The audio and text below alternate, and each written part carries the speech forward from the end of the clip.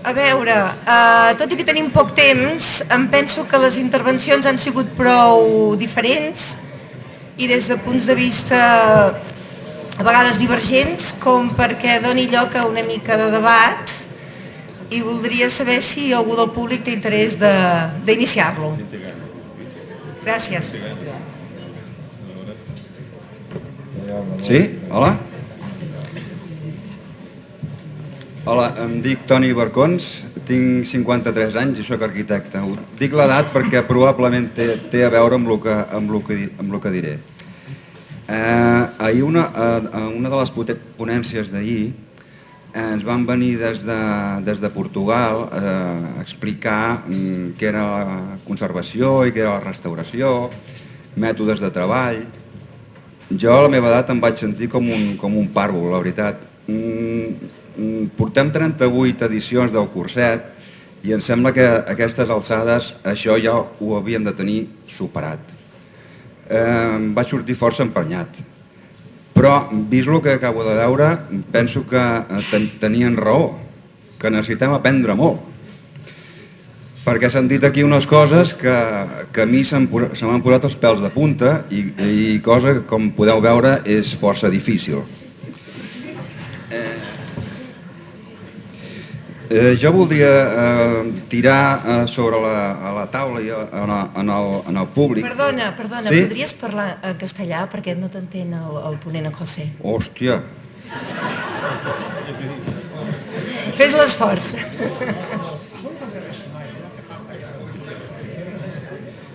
Bueno, a ver, me gustaría que alguien me explicara qué diferencia hay entre lo que en catalán llamamos enderroc y desmontaje, o lo que en castellano se dice, y como se ha usado en la intervención anterior, derribo, porque no tiene nada que ver, en absoluto. Otra cosa que quiero lanzar a la sala es qué opinión os merecen términos como en catalán se llama buidatge, el vaciado total y el fasadismo o fachadismo, porque en alguna de las intervenciones he visto que solo quedaba fachada. O sea, se ha vaciado absolutamente todo. Otra cosa que quiero decir es si cualquier arquitecto sirve para intervenir en patrimonio arquitectónico. No sé, yo tengo mis dudas, avaladas por los años que llevo, vaya. Otra cosa que quiero desmitificar es que no cuando se interviene en un edificio que se le quiere dar un uso público, lo primero que tengamos presente, y como una espada de Damocles encima de la cabeza, es que hay que cumplir 500 kilos, cumplir 90 minutos, que las escaleras cumplan por aquí y por allá. Esto es falso. Silencio. Lo obligatorio. Vale. En una intervención se ha hecho hincapié en que se querían reforzar las bóvedas de mocador y de tal y cual, pero me ha parecido entender que las reforzaban. Si es así, me gustaría saber si hacía falta reforzarlas, porque las bóvedas, utilizando una expresión castellana, aguantan lo que les echen. No sé si me dejo cosas, pero a Eileen y Ana me gustaría preguntarles si en la intervención del MAS han hecho un estudio histórico-constructivo de la evolución del elemento, porque me ha parecido, entre otras cosas, que la distribución interior, por poner un caso, era absolutamente ajena a un MAS. Y por acabar, si el MAS, después de lo que se ha hecho, podemos considerar que es un MAS y arquitectura tradicional. Muchas gracias.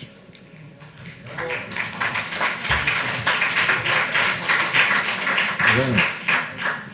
gustaría contestar algunas cosas, los que has dicho. Bueno, lo de en castellano también. En cuanto, sobre todo en cualquier arquitecto, el tema de cualquier arquitecto. Es evidente que no cualquier arquitecto puede trabajar en el mundo de la rehabilitación, de la restauración. Para todo hay que ser un especialista en este campo. Y sobre todo, cualquier arquitecto puede trabajar todo mientras tenga la información. Quiero decirte que es evidente que cualquier arquitecto puede hacer lo que le pidan mientras esté consciente de que lo puede hacer. En cuanto al uso público de las normas, es obligatorio. Aunque yo también estoy totalmente de acuerdo que es imposible trabajar la restauración o la rehabilitación utilizando las normas. En el proyecto que hablaban los arquitectos de acondicionar el edificio con las normas, yo me imagino que cuando calculas una viga de madera según las normas, la proporción visual falla. Quiero decirte que es una barbaridad. Rompe con la armonía de la habitación. Cuando tienes que poner una capa de 5 centímetros de hormigón o 6 sobre una bóveda, es un disparate, es absurdo, porque la bóveda funciona por sí sola fantástica, o sea, no necesita nada. O sea, el problema, más bien, diríamos, que es la administración, vuelvo a repetir, que no hay manera, y el Colegio de Arquitectos, ya que estamos también, por no exigirlo, que no hay manera de que nos dejen en paz y podamos trabajar con nuestro conocimiento y no estemos condicionados con tonterías ni absurdidades. Porque ir con los bomberos, por ejemplo, o a urbanismo, a cultura, a discutir con los arquitectos que hay allí, es surrealista, para decirlo de alguna manera. Y el estudio metódico constante de lo que dices del Masbert, de esta chica, han presentado a estas chicas, yo conozco al propietario, estaba allí, por cierto, tienen un buen vino blanco, y me sorprendió mucho. Mira que soy un tipo que me he pasado la vida estudiando la historia, como hemos enseñado, y la evolución de estas grandes construcciones, y he respetado bastante, he intentado respetar, aunque muchas veces el gusto de mis clientes no me ha gustado, pero considero que en el debate de arquitectura moderna o contemporánea o tradicional, a mí me es igual. Mientras la arquitectura esté bien hecha, me es igual. Y cuando entré en este Masbert, me sorprendió. La verdad, a mí me sorprendió. Conocía el Masbert porque me había llevado a alguien, no sé si era el mismo Ramón Cañete, que era el propietario, y esta masía tampoco tenía bastantes elementos importantes, tengo que decir. Y cuando vi la rehabilitación pensé, bueno, pues no está mal. Tiene un juego contemporáneo, pero hay una armonía, han mantenido la fachada, tiene unas aberturas controladas. El tema de volúmenes exteriores, bueno, esto ya no, pues, para mí, tanto no odio al hormigón personalmente, pero bueno, pero quiero decirte que no es tanto de que esta masía necesitaba una restauración muy tradicional porque no había elementos interiores importantes. Y bueno, nada más. Esto es lo que te contestaría, lo que me has dicho.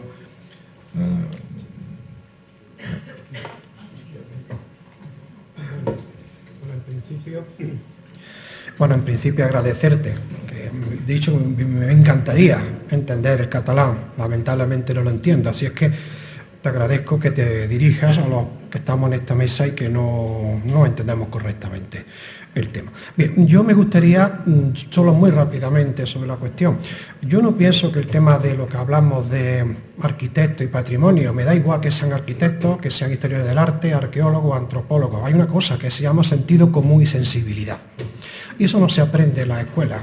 Eso se aprende, pues precisamente a veces valorando, apreciando e interpretando, nada más. Yo creo que eso no es cuestión de ser de una disciplina a otra. Con respecto a lo otro que has comentado, yo sigo pensando que evidentemente hemos pasado muchas veces de los aspectos conceptuales de los términos cuando había que replantearlos, ¿no? A mí me gusta diferenciar en este tema, y soy muy polémico sobre ello, entre lo que es restauración, rehabilitación y reutilización. Y pongo ejemplos. Solo se restaura, por lo menos en Andalucía, aquello que llega hasta la época musulmana. A nadie se le ocurre rehabilitar unos baños árabes. Eso se restaura. Eso a nadie se atreve con ello. ¿Cuándo aparece la palabra rehabilitación? Horror. Porque entonces ya estamos hablando de otro tipo incluso del tema, y sobre todo lo que comentáis de las masías, lo que está pasando con las haciendas y los cortijos en Andalucía no tiene nombre. Eso se están rehabilitando. Y hay una, no me quiero referir de ella, donde era una hacienda del siglo XVIII perfectamente conservada, que después de una rehabilitación no ha quedado nada más que el nombre. Pero claro, una vez que queda el nombre, resulta que eso se le encarga por parte de un ayuntamiento a un arquitecto de un gran renombre. Y el valor ya no es tener una hacienda de, sino tener una obra de. Y eso os lo podía haber puesto, pero entonces evidentemente, pero claro, eso se hace con determinados edificios que se mueven en esa ambigüedad entre lo histórico, atención, nadie se atrevía a hacerlo. Eso es la problemática en que estamos jugando ahora mismo con un determinado tipo de patrimonio, caso de las masías, caso de la hacienda, caso de los cortijos, caso de las ventas, donde hoy están enormemente valorados por esta imagen, pero todavía se encuentran en ese límite. Y hoy están reclamados precisamente la presencia de ellos. Y lo último que yo diría es reutilización. Y ahí estoy de acuerdo con lo que acaba de comentar, compañero. Evidentemente a mí no me parece ni lo bueno ni lo malo. Hay buena y mala arquitectura en todas las épocas. Lo mismo que hay buenos y malos artesanos, no por ser artesano. Pero entonces evidentemente lo que sí me preocupa es cuando se está utilizando esa palabra rehabilitación para cosas que son reutilización. Y entonces a lo mejor los logros de lo que se consigue a partir de lo que se trabaja pues son buenos, malos o dignos. El tema es cuando usamos la excusa patrimonial para hacer a veces verdaderas, en mi opinión, barbaridades, pero es una opinión personal. Sí. Bien, gustaría apenas decir muy rápidamente que agradezco también que han hablado en español, porque yo soy portugués y no comprendo nada de catalán. Muchas gracias. Entonces, quería esclarecer que para mí hay tal vez aquí una grande confusión entre lo que es tradición y lo que es contemporaneidad, porque para mí hay cosas tradicionales que son contemporáneas. Yo creo que es posible hacer arquitectura tradicional hoy, entonces es contemporánea. Bien, para mí arquitectura tradicional, lo que yo pienso que es común, hay dos tipos, pues la que es erudita y la que es vernacular. Y nosotros podemos hoy hacer arquitectura tradicional y que es contemporánea.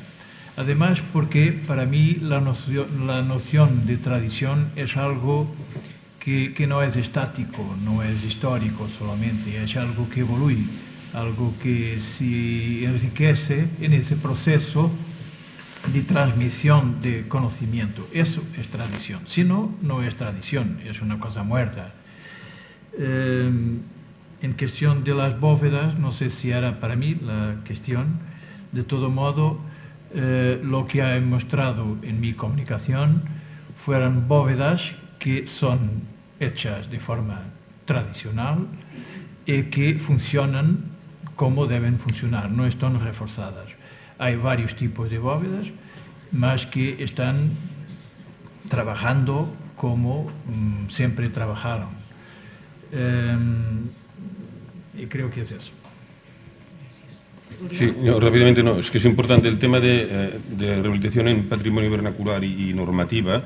Para mí hay dos grandes, un arquitecto que está restaurando para una cosa que no sabe que es el uso y personalización es donde está el ejemplo más complicado. Ahí tienes que dar todo tipo de solvencia porque no sabes cuál será el usuario. Lo que pasa es que encuentro que te entiendo un problema de intentar absorber todos los requerimientos de la normativa antes de empezar a estudiar. Yo lo que siempre comento es la suerte de los que trabajamos a pequeña escala, donde hay la confianza constructor, cliente, arquitecto, que es una manera de hacer como un shortcut, como un atajo a la normativa. Tú puedes con un cliente decir, oye, vamos a hacer esto, estaremos exentos del código técnico, y si antes de 10 años te vas a vender, quizá te valoro tanto cuando valdría una prueba de carga, por ejemplo. A esta pequeña escala yo me encuentro como un nicho ecológico. Ahí te puedes hacer muchos inventos, pero últimamente también empiezan a complicar. Pequeños ayuntamientos para viviendas unifamiliares contratan a una entidad regional en La Garrocha, que es una ingeniera técnica que va mirando en las unifamiliares resistencia al fuego. Unos clientes irlandeses que se habían comprado una masía y querían ampliarla con COP, que es una técnica de barro, no ha habido manera de dar garantía. Y mira, es tierra, que cuando quema se vuelve en barro, ¿no?, en cerámica. Entonces, es primordial la interpretación de la normativa, tengas un interlocutor de bomberos o de la administración que lo vea con ganas. Pero esto es en principio, igual que las escaleras y todo, a veces hay una escalera o una zona de una vivienda que la dejo sin programa. ¿Por qué? Porque me gusta conservar la escalera, con lo cual no tengo que darle el cumplimiento. Estoy de acuerdo en esta versión. Hay que primero afrontar el edificio y después ver qué parte es legalizable y qué parte no. Pero la confianza es primordial. Bona tarda, quasi ja. Se sent? Sí, sí, ahora sí. Nada. Soy el arquitecto territorial de los servicios territoriales del Departamento de Cultura de la Generalitat en Tarragona. Digo esto porque, dicho esto, no sé si el colega Lluís Auquet me mirará mal, porque me ha parecido con sus comentarios que no tiene demasiadas simpatías hacia los técnicos de la administración en general. Pero le aseguro, señor Auquet, que el trabajo nuestro es duro y estresante, muy estresante, porque no todos los arquitectos son geniales, no todos son genios. Los promotores, los particulares, los propietarios, no tienen todos una excesiva... Normalmente no tienen, los hay que sí, los hay que no tienen una especial sensibilidad. Y los ayuntamientos, en especial los pequeños, están presionados por los propietarios, por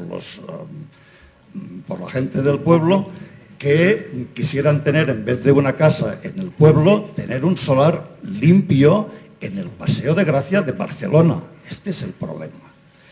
Entonces, dicho esto, no sé, creo que el comentario del señor Auquet me parece un poco frívolo, francamente, desde mi punto de vista. Entonces,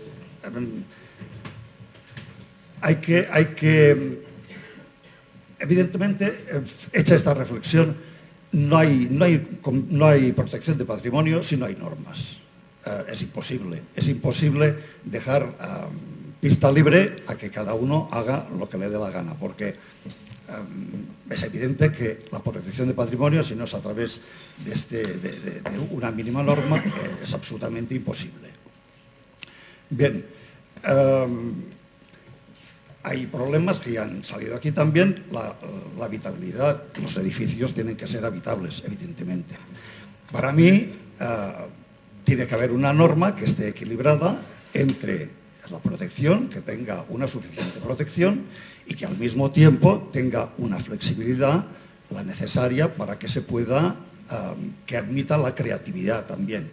O sea, tiene que estar las dos cosas, porque tiene que estar la habitabilidad, la protección y la creatividad hasta cierto punto, siempre y cuando esto no perjudique el valor del bien patrimonial. Bien, dicho esta introducción, que no era mi intención empezar por aquí, que era empezar por otro sitio, voy a empezar por donde quería empezar. Quería felicitar a Carme Bosch, porque me he sentido plenamente identificado con su discurso. Lo que llamamos en catalán fil per randa, es decir, enteramente y exactamente, porque las tipologías, los elementos, todo eso hay que conservarlo. Después se podrá tener una cierta flexibilidad, pero esos elementos que son patrimoniales se tienen que conservar. Bien, no sé, no me quiero alargar mucho más, tengo más cosas para decir, pero me parece que de momento para empezar ya es suficiente. A mí me gustaría contestar de todas las opciones, ¿no? Hombre, que me trate usted de frívolo me parece una frivolidad, de verdad. Me gustaría poder rebobinar los 40 años que llevo de discusiones carpetobetónicas, absurdas, surrealistas, con los arquitectos de su departamento, ¿vale? Porque claro, o sea, las normativas hay que fundamentarlas. Le encaja usted a que analice como he dicho antes, los catálogos que se han hecho. Hay tal barbaridad, tal desconocimiento, que yo flipo que esto lo pueda financiar usted y espero que no vaya controlado usted. O sea, usted me trata de frívolo hombre, a ver, para mí a lo mejor ir contra la institución es un problema, pero ha sido toda mi vida, o sea, que a paso, o sea, no tengo ningún problema de ir contra la institución. Porque creo, francamente, que para salvar lo que queda de la arquitectura, o sea, para poder hacer arquitectura, tiene que apartarse a la administración. Es lo que creo, porque cuando entra la administración, crea unos criterios absurdos, señor. Hace poco yo estaba en Gerona, una casa pequeña, situada en el Bastel, una casa que no vale nada, que abajo no había luz ni había nada. Lo compraron los señores de Barcelona para hacer su residencia, para llevar sus nietos. Y le digo a esta chica, para presumir un poco yo, para demostrarle que algo sabía, le dije, oiga, ¿sabe usted de cuánto es esta casa? Y dice, no. Y le enseñé una puerta que había, para presumir, que era una puerta que la habían subido un poco porque estaba en una zona donde el río sedimenta, y si calcula usted, si sabe usted que el grado de la cimentación del Ter es tanto, esta casa tiene 200 años. Y esto es lo único importante de esta casa, ¿vale? Evidentemente, la casa tenía unas orientaciones y tal. Como explicaba antes, para poder condicionar estas casas necesito amplitud, necesito aire, necesito ventilación. Una mierda de casa que no tiene ningún valor, pero ninguno. Me hablan de categorías y me hablan de volumen definido. Hombre, es totalmente absurdo. O sea, no tiene ningún sentido. O sea, quiero decirte que para mí, ahora no podría hacer muchas de las casas que he hecho. Y ahora ya no se puede trabajar. O sea, yo no puedo trabajar con esta administración. Lo único que pide es que lo penséis mejor. Que valoréis, que te equivocas, que yo no soy frívolo. Lo que tenéis que hacer... bueno, yo te digo... Pero no puede... Pero a falta... Pero para que haya... acabo de hacer un catálogo de Rupià, que por cierto, hace 4 años que está hecho, y lo hice con muy poco dinero, y hay mucha información, y no lo han aprobado nunca. Cuando fueron a Cultura hace poco, le dijeron, oye, esto con un poco de dinero más, después de la mierda que me pagaron, se consigue un plan especial. A ver si lo pagan y lo hacen. Pero aquel catálogo está hecho para que el arquitecto municipal tenga la información suficiente para que venga el cliente y el otro arquitecto y puedan hablar sobre el edificio. Y además el catálogo dice que tendría que haber una comisión del pueblo, de gente más o menos enterada, para que participara en este diálogo. O sea, yo lo que pido es diálogo, pero con una base fundamentada. Y resulta que los documentos que tienen ustedes no están documentados. I això se lo puedo demostrar cuando quiera. Lo siento, pero es así. Deixem exposat el tema i deixem veure algú més. José Luis, a ver, sí, yo soy José Luis González, soy, en fin, muchas cosas, pero más o menos llevo del orden de 25 años explicando cuestiones de patrimonio en la Escuela de Arquitectura y 12 años dirigiendo un máster y lo sigo dirigiendo ahora. O sea, bueno, un poco de idea tengo, bueno, más o menos, ¿no? Vale. Primera cosa, yo creo que el gran problema es lo que ha dicho el señor, Agudo, que eso que cualquier arquitecto en absoluto. Eso de que tiene sensibilidad, ¿qué coño? Si lo que están discutiendo ellos dos es porque nunca se ha enseñado en la Escuela de Arquitectura la esencia, lo básico de que es el patrimonio. Porque si se hubiera enseñado algo, no estarían discutiendo estos dos, porque todos los municipales sabrían algo. Porque sensibilidad, oye, Te juro que yo tengo muchos alumnos, conozco todos y sensibilidad, en fin, por un cierto sitio. Vamos, no tienen ni idea. No, oye, las cosas como son, chicos, perdona, el mundo es muy duro. No es eso decir sensibilidad. Chico, tú sabes lo que es sensibilidad. Yo te aseguro, oye, llevo 25 años, bueno, llevo 40 años hablando con alumnos de arquitectura, 40 años, al final dices, hostia, pues de los 40 años, pues me doy cuenta de cosas. Bueno, volviendo ya a cosas, yo creo que nunca se puede decir que la sensibilidad es suficiente, en absoluto. Hace falta conocimiento. Y no, es que tú no lo has dicho. Tú has dicho sensibilidad, no, lo siento. En la escuela de arquitectura, en todas las escuelas de arquitectura de España, tenía que haberse explicado las cuestiones básicas a todos los arquitectos, a todos. Y ahora se está explicando a los que pasan por las optativas con un poco de suerte, porque el último plan de estudios de los más modernos de todos se ha encargado de todo lo que estaba haciendo yo los últimos 8 años. O sea que es la hostia. Os juro que desde la escuela de arquitectura, pero los grandes problemas, oye, y yo salgo y defiendo a Jaume Costa, porque oye, seguro que los que tú criticas no son como él. Porque evidentemente hay de todo, es que hay de todo. Pero ahora deja que quiero hablar yo y acabo. Vamos a ver. Otra cuestión que ya me ha salido, el tema de la normativa. Es evidente que hay normativa de muchos tipos, pero lo que se ha hecho referencia al principio para la normativa técnica, coño, el 26 de junio de 2013 salió la ley de las 3 R's que dice que el código técnico, pues mira, no hace falta cumplirlo del todo. Que si tú lo justificas y asumes la responsabilidad y demuestras que se puede, pues no hace falta cumplir los 500 kilos. Estoy totalmente de acuerdo contigo. Y otra última cosa que también, la discusión rehabilitación-restauración es un coñazo. Entonces, fijaros, yo sabéis lo que he decidido allá hace tiempo, porque yo tengo aparejadores y arquitectos, tengo de todo, y tengo historiadores también, pocos, me gustaría tener muchos más, y al final hemos hablado de una cosa muy clara, que es el método que estamos utilizando ahora. Se habla de intervención, en lo que sea. Si es patrimonio o no, no te lo sé decir. Pero ¿qué viene a continuación? Que hay que estudiar muy a fondo cuáles son los valores, que son 3 tipos de valores: instrumentales, documentales y significativos. Entonces, lo que es fundamental es conocer a fondo lo que se está haciendo para conservar todo aquello que tiene valor. Y ya está. No sé si es restauración. Es evidente que, coño, que si tú te encuentras lo que has dicho, unos baños moros, pues con un poquito de sentido común le vas a dar un valor que es la hostia. De documental y 1000 cosas, y eso no lo vas a tocar. Es restauración, rehabilitación, te aseguro que importa un carajo. Es decir, es intervención en el patrimonio, intervención en lo existente, y lo que hay que hacer es averiguar el valor que tiene. Y en función del valor que tiene se conserva. Os juro que se deja de hablar de restauración, rehabilitación, te os juro que sí. Bien, y yo no sé, ya está. Vale.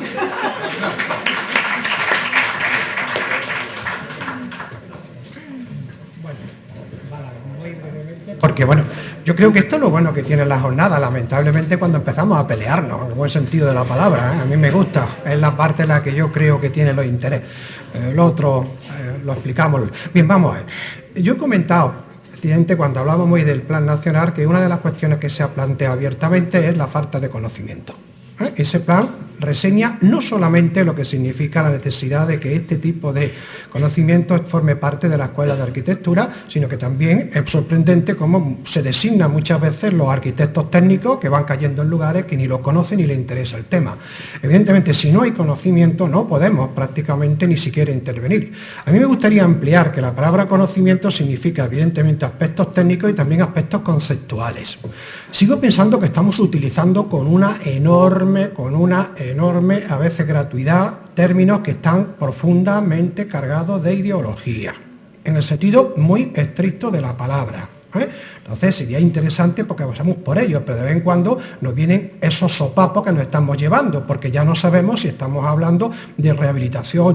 Claro que hay intervención, el tema de los valores había que verlo. Entonces, a mí eso es lo que yo realmente me planteo. Y efectivamente, yo estoy absolutamente de acuerdo con lo que acabas de comentar, que el patrimonio surge del conocimiento. Y también, por supuesto, yo diría que para que haya esa sensibilidad a la que yo hago referencia, hace falta también conocimiento. Es verdad que la sensibilidad, evidentemente, no es necesariamente conocimiento. Hay maestros albañiles, alarifes, que tienen una capacidad para crear y la han tenido y que tienen, que ojalá fuesen capaces de transmitirla. Pero sigo pensando, y cuando digo la palabra sentimiento, con el sentir sensibilidad, es porque también uno de los grandes conflictos cuando se interviene sobre arquitectura, sobre paisaje. ¿De qué manera ponderamos el respeto a lo contextual y la afirmación del yo, que también es uno de los grandes temas que tenemos ahora mismo problemáticos en muchos ámbitos?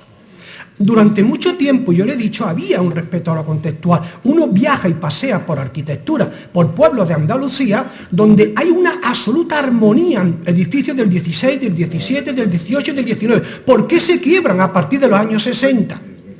¿Quién genera esa quiebra de esa sensibilidad? ¿Por qué ya no somos capaces de armonizar una arquitectura del modernismo del 18 con respecto? ¿En qué momento? Y eso sí que es muy grave.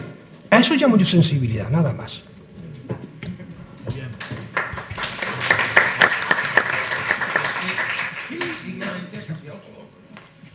Sí, Porque ha cambiado, y aquí ha cambiado, no porque sino aquí ha cambiado. No, pero no tiene por qué cambiar la sensibilidad, o sea, ¿por qué?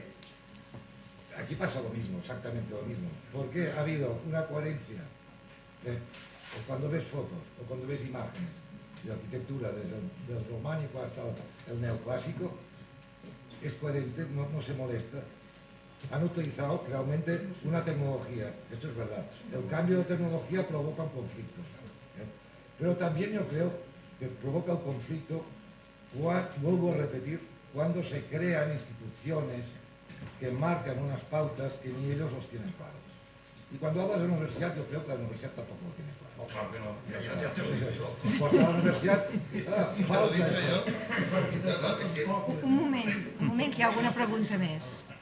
Sí, soy Eduard Riu, arqueólogo del Servei de Patrimonio Arquitectónico de Cataluña. Yo solo quería hacer una observación sobre las palabras de Lluís Auqué, porque me ha parecido muy bien su petición de rigor en todos los campos y sobre todo también en la administración, donde como en todas partes falta mucho rigor. Pero yo también pido este mismo rigor en los arquitectos que intervienen en el patrimonio. Y en concreto quería señalar que su exposición sobre histórica y arqueológica, desde el punto de vista de un arqueólogo, pues tiene unos aspectos muy poco rigurosos y se mueven en unos ámbitos que benevolentemente podríamos decir que son desorientados o poco actualizados. Toda la exposición sobre la arquitectura antigua del Ampurdá, en estos momentos, con los conocimientos actuales, pues muchas de las clasificaciones cronológicas, tipológicas, pues carecen del rigor adecuado en una presentación de este tipo, porque calificaciones sobre arquitectura románica, no entraré en detalles académicos, pero este mismo rigor, si lo pedimos a los otros, también nos los tenemos que pedir a nosotros mismos, y desde el punto de vista arqueológico y arquitectónico, pues caldría afinar mucho más en tipologías, en análisis de monumentos y entregar estos campos a profesionales con el debido conocimiento y rigor en este sentido. Sí, no. A veure, Quiero contestar porque tenéis una alusión. Tiene razón, pero yo creo que no tiene razón. Te voy a decir por qué. Porque el argumento parece razonable que lo digas a un arquitecto o a un arqueólogo. Pero te diré que todo esto es un campo que no ha entrado nadie más. O sea, dime, espera un momento, háblame de un autor, arqueólogo, arquitecto, que haya hecho una investigación, por ejemplo, del gótico. Que me digas que el gótico catalán, el Ampurdán, no tiene rigor. En cuanto a mi trabajo, te aseguro que no es verdad. Cuando hablas del románico, te diré que el románico, hay historiadores que hablan del románico. Perdona, soy coordinador de un volumen de Cataluña déjame Gótica acabar. sobre arquitectura. ¿Qué consideran el románico como gótico? Consideran cosas del siglo XIV al siglo XIII. Y en cambio, no hay demostraciones, no hay excavaciones. ¿Cuántas excavaciones hay de casas góticas? Por ejemplo, de Ampurdán. Perdona, pero... Del Bajo Ampurdán. Perdona, soy coordinador de un volumen sobre arquitectura civil gótica de Enciclopedia Catalana especializada. Y en esta mesa tienes un arqueólogo que es especialista en historia de masos. Es la persona que mejor conoce arqueológicamente, ha excavado varios casas, masos, que es Josep María Vila, una persona profundamente conocedora de esta materia y que ha hecho síntesis sobre este campo que podrías consultar y leer. Un segundo. La verdad, Un segundo. Me encantaría hacer un... Sí, un segundo, un momento, un segundo. A ver, es que no sé qué tema. Solo quiero robar un minuto porque tengo ganas de aportar algo que quizá da un poco de paz, una utopía, porque yo siempre he pensado aquí el problema eterno entre conservar y creatividad, que es normal, y el miedo a que no todo el mundo es genio, y a que en general una cierta sociedad está en decadencia, porque arquitectos son decadentes, los clientes, los funcionarios, todos estamos en decadencia. Entonces tenemos que pensar, yo había pensado, oye, ¿y si la administración, y ahora es una utopía, pero no, ¿y si la administración hiciera un concurso que para restaurar o edificar cierto edificio recuperara los límites propios que generan que los pueblos de Andalucía hayan crecido de diferentes maneras, pero tan orgánicamente? Hagamos los límites del sistema productivo. Y ahora digo, el 80% del material pesado que sea de no más de X minutos de distancia. Recuperaríamos, como decía usted muy interesantemente, la madera local o el trabajo artesanal de las cerámicas de cemento. Empezarían, por ejemplo, la hipocresía entre la administración catalana que dice plan director territorial, no se pueden hacer extracciones. Entonces, en el caso de Banyoles, del Pla de l'Estany, todos van a comprar arenas y gravas a grandes centros de producción que están pensados para infraestructuras, con lo cual el pobre paleta que quiere hacer un poco de tal le van complicando. O, por ejemplo, los árboles blancos que siempre hemos hablado, ¿no? Recuperar la tradición de un cierto tipo de árbol que no es tan comercializable como el Douglas, pero que tenía su tradición. Y sería un esfuerzo muy interesante recuperar el kilómetro cero a nivel de límite, porque entonces sí que ya es obligado la imaginación. Ojo, si no tienes hierro y hormigón, hombre, ahí Zaha Hadid lo tiene interesantísimo, ¿no? Sería una propuesta. Només una cosa, que creo que han apuntado varios ponientes, que se añadiría a lo que ha dicho ahora L'Oriol, que es que tal vez se debería dar más protagonismo y potenciar más al artesano. Si el arquitecto a lo mejor hace un paso atrás en la arquitectura tradicional, a lo mejor no generaría tantos conflictos, y sobre todo si como dijo Estefan, me sabe mal que no está, que dijo que si se da más nombres, si se potencia más al artesano, y creo que tú también lo has comentado, y se le da más protagonismo, tal vez habría más artesanos y sería más difícil equivocarse. Y además se crea empleo. Claro. ¿Més preguntes? ¿Cómo se hace lo de que se ha intentado de mil maneras? Hay que continuar. Yo he llevado artesanos de Marruecos a hacer tapiado. Aquí, bueno, pero aquí aprenden a hacer tapiado y es trabajo. Cuando vino un arquitecto italiano a través de la Escuela de Avanzada de Arquitectura de Barcelona para inventar una máquina para hacer tapiado, le dijo, hombre, primero vamos a ver de que no quitemos el trabajo al Mohamed, ¿no? O sea, ¿qué sentido tiene inventar una máquina? Pero quiero decirte que sí que es posible. Por ejemplo, en el Atlas marroquí, las chicas me hacen mantas de lana que sirven para aislar. O sea, incorporar esta nueva tecnología artesanal, yo creo que forma parte de la modernidad. La modernidad no son materiales... O el último premio de Manzano, el Grey, un ejemplo de que le han dado el premio, más que por los edificios, por la recuperación de los artesanos. Es decir, hay una voluntad, ahí hay una ideología, recuperar artesanos. Estoy de acuerdo, lo único que es difícil. Es difícil, pues... Sí. A ver, yo me llamo Ana Ibars, no soy nadie, no soy ni arquitecta territorial ni profesora de ninguna facultad, a pesar de que soy alumna de José Luis, conozco muy bien a Jaume Costa y he trabajado muchas veces con José María Vila.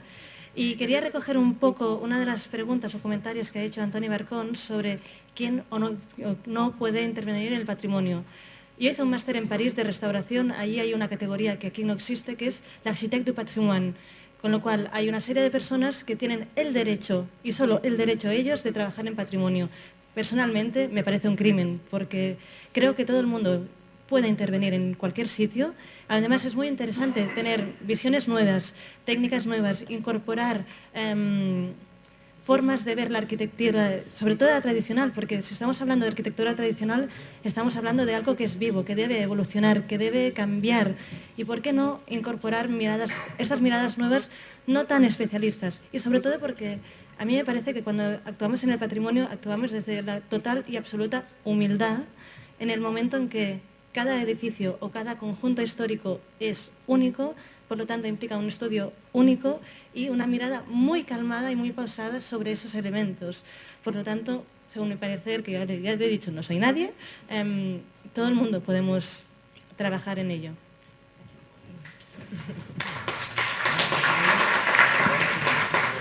Yo quería comentar algo. Sí, ¿está bien, José Luis? Gracias. No, yo quería comentar algo que me preocupa enormemente y es la arrogancia que hay en esta sala, en todos los lugares, desde la mesa hasta el público. En general es un tema que me preocupa mucho. Yo creo que por suerte la época en la que estamos pasando nos está colocando a la fuerza en el lugar que nos toca en el mundo. Yo creo que los arquitectos deberíamos ser más personas y menos arquitectos. Y hay momentos en los que me preocupa cuando cosas como las que he oído hoy, en las que siento que esto del patrimonio o de la arquitectura rural, de la arquitectura, en el fondo es un estilo. Y eso me preocupa terriblemente mucho. O sea, hay la sensación que es un estilo. ¿Tú qué haces? ¿Música del siglo XVIII o música del siglo XX? Me preocupa enormemente que yo sé perfectamente que aquellos movimientos de tenedor en el yeso, hoy no seríamos capaces de hacerlos en absoluto. ¿Se puede de verdad ser arquitecto, experto, arquitecto con estilo de arquitectura patrimonial? Yo creo que me parece que estamos provocando un desliz enorme en la discusión, y me parece que la arquitectura es importante esté donde esté.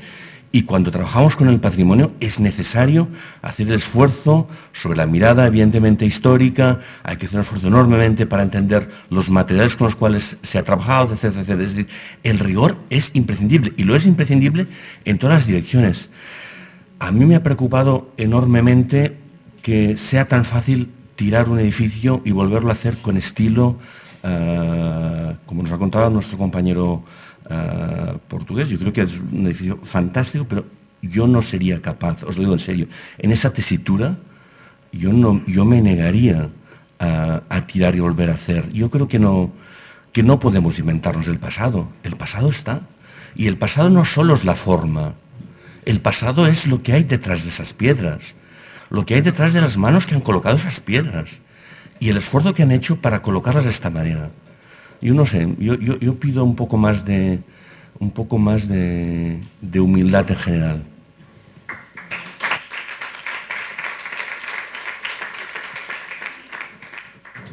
Hola, buenos días. Puedo decir solo una cosa muy breve. Es que el pasado puede ser hoy una ayuda importantísima para el futuro, porque vivimos tiempos en que tuvimos excesiva industrialización, tuvimos tiempos terribles, y creo que estamos delante de un proceso en que nuestro planeta, nuestro ambiente, está sufriendo mucho con eso. Y entonces lo que yo personalmente procuro es ver si en ese pasado hay algo que nos pueda ayudar a hacer algo un poco mejor para el futuro. Es eso.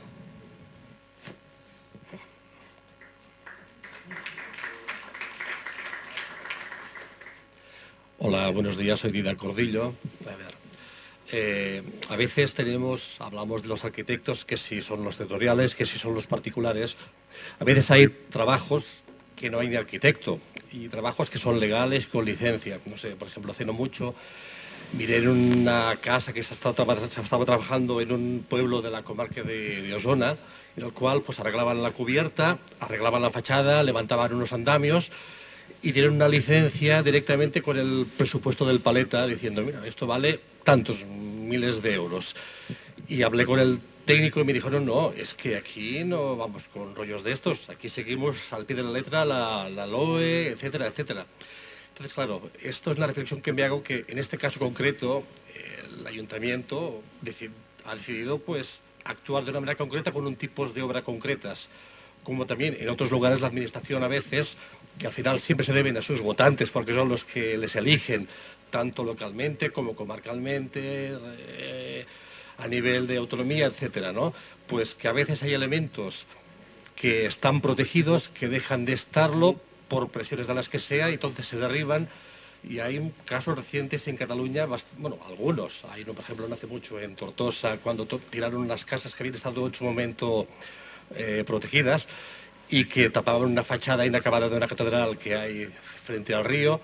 O otros casos, por ejemplo, aquí en Barcelona, hace ya unos cuantos años, en los cuales había unos edificios, había un edificio en una calle estrecha que se decidió tirar para hacer un edificio de planta baja más 3, por presiones vecinales se decidió entonces al final parar la obra, al cabo de unos años otra vez se volvió, hubieron quejas y entonces se hizo solamente un edificio de una planta baja en el cual, bueno, pues habían conseguido derribar un edificio del siglo XVIII que tenía su interés con sus bóvedas de maó de pla y etcétera, con su estructura de hierro forjado y etcétera, etcétera. No sé, yo a veces tengo mis dudas del papel que tenemos, no solo el arquitecto, sino la administración, que influye de manera positiva o negativa en la conservación del patrimonio. Y solamente es un comentario, no es ni pregunta ni es nada. Gracias.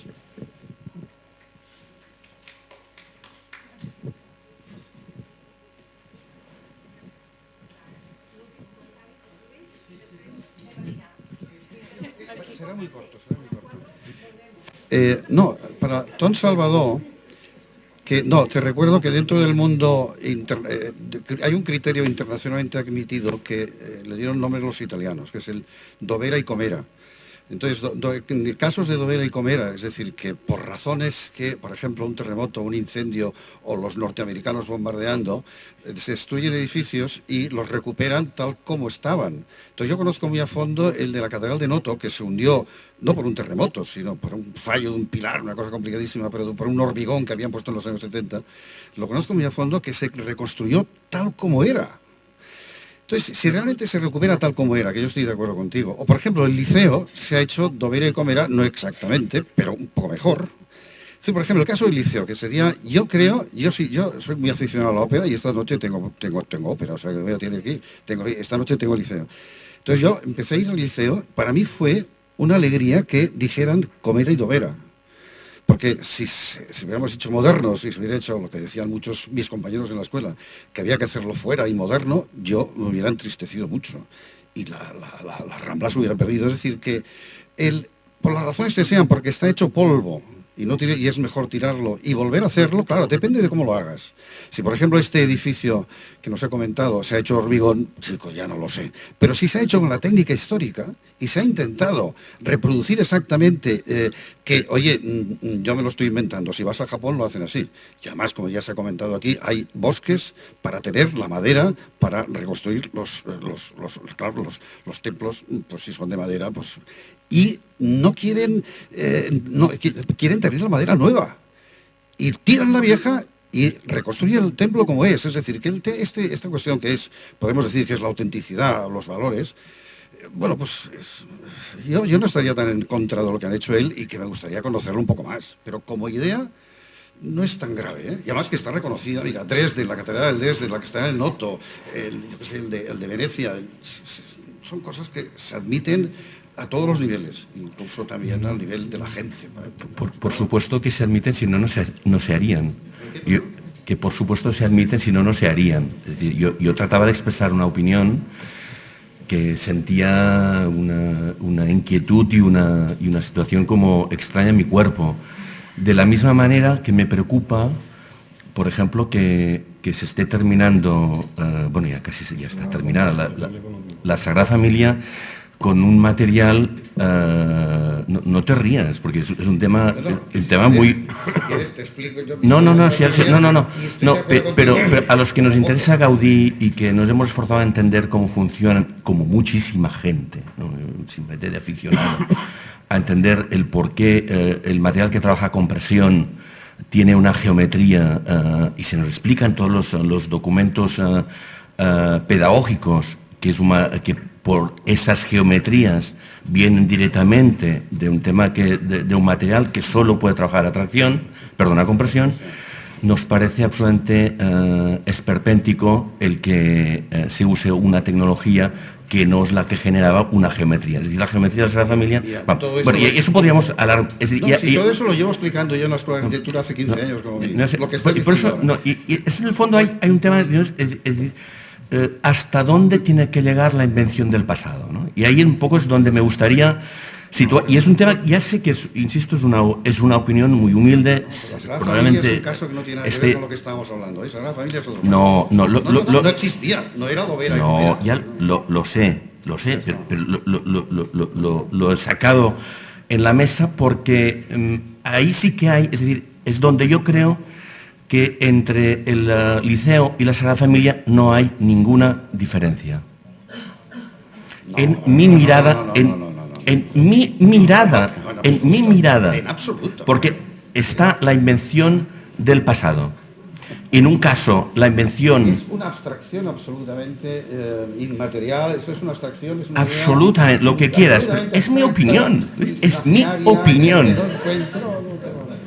Estamos en desacuerdo. Sí, de todas maneras, a mí yo agradezco tu honestidad de sacar esta sensación, pero a mí me deja atónito ver el pánico y el vértigo que da a los arquitectos abandonar un lenguaje arquitectónico hijo de procesos industriales. No, de procesos industriales. Es decir, habían arquitectos antes de ese periodo. Y no lo entenc, yo no lo entenc. No podemos alguien cerrar el paréntesis y provem un altre camí. Bueno, yo sería más práctico. A ver, alguien tiene un problema que alguien en su terreno coja la tierra, construya una pared de tapial, construya una bóveda de tapial y haga su casa. Esto no se puede hacer para ti. Es extra contemporáneo, supongo que no. Yo he construido bóvedas de piedra. Yo te pregunto absolutamente. Perfecto, pues ya está. Es que no tiene nada que ver, no tiene nada que ver una cosa con la otra. Hassan Fati era contemporáneo, Hassan Fati. El arquitecto de tierra de los años 50 en el Cairo, ¿me entiendes? No estoy...